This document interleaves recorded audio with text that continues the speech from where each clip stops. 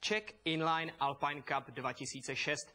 To je název prestižní soutěže českého poháru v lyžařských alpských disciplínách na kolečkových bruslích, která se konala v jihomoravské metropoli. V rámci akce Brno, město uprostřed Evropy, soutěžilo na 90 závodníků z České republiky, Lotyšska a Slovenska. Inline Alpine Slalom je novou letní disciplínou, populární hlavně v zahraničí. Na brněnské přehradě se závodilo v 5 kategoriích. Organizátoři ze ski klubu Junior se museli po oba dva soutěžní dny vyrovnávat s nepřízní počasí. O celkových výsledcích proto nerozhodovalo sčítání času zajetého v obou kolech, ale pouze lepší jízda.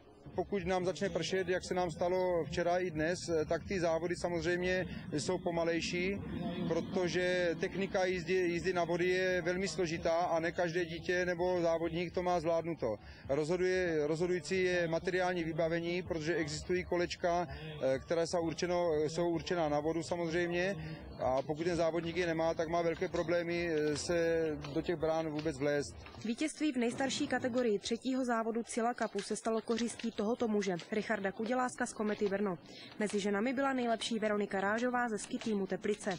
4. závodu pak vévodili Sandra Musilová ze ski klubu Ústí nad Orlicí a Josef Podstata z Vrchlabí.